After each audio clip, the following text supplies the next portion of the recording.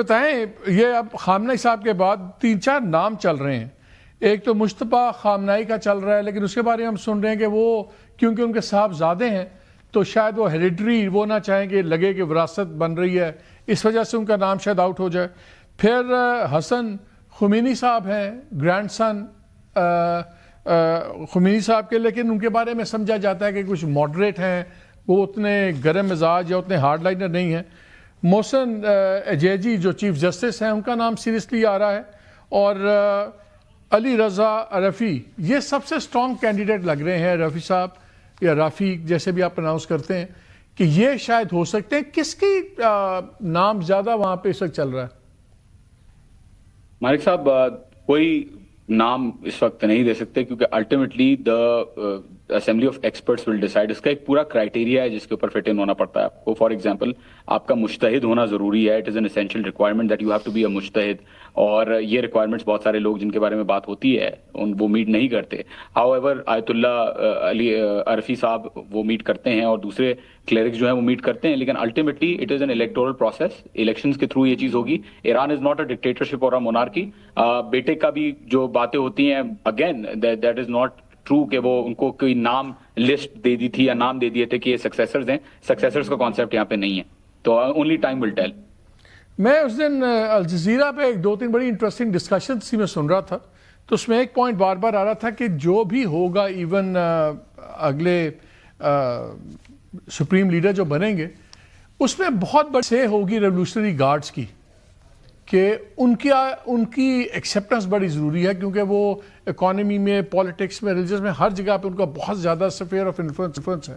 کتنی حقیقت ہے اس بات میں؟ مالک صاحب مختصر کر دوں کیونکہ مجھے جانا ہے، تو میں بتا دوں. دیکھیں IRGC ڈز ناٹ، یہ ٹریڈیشنل ماڈل نہیں ہے of any army of any country in the world. یہ جو لوگ ہیں یہ آئیڈیالوجیکلی جو ڈٹرمنٹ، اور آپ دیکھیں یہاں پہ نوٹس کریں ہمیشہ جنگوں کے اندر جنرلز مرتے ہیں یہاں پہ.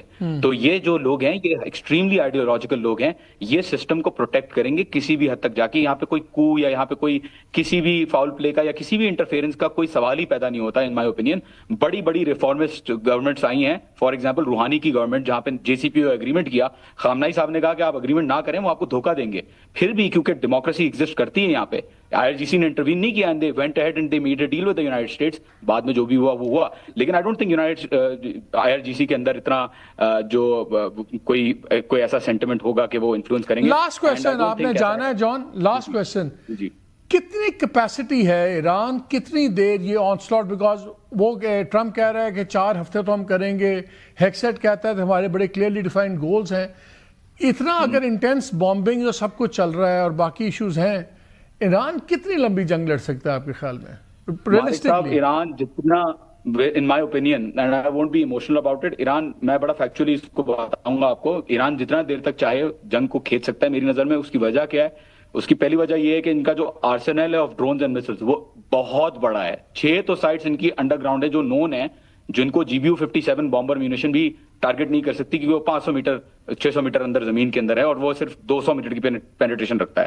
دوسری بات، اسٹریٹ آف ہارموز کو چوک کرنے کی جو بات ہوتی ہے، منی سب مرینز ان کی اتنی منووریبل ہیں اور اتنی وہ بنی اس مقصد کے لیے کہ وہ چوک کر سکتی ہیں. اور برداشت کرنے کی قوت یونائٹڈ اسٹیٹس اور اسرائیل اور مڈل ایسٹرن کنٹریز کے اندر کم ہے، کیونکہ ایک $10,000 کے ڈرون کو ٹارگٹ کرنے کے لیے $2 ملین کی مسل جو ہے وہ یوز ہوتی ہے. تو آئی ہائیلی ڈاؤٹ کہ ایران جو ہے وہ ان سے پہلے اپنے ہتھیار رکھ دے گا. مجھے لگ رہا ہے کہ ایران جتنا کھینچنا چاہے اس کو کھینچ سکتا ہے.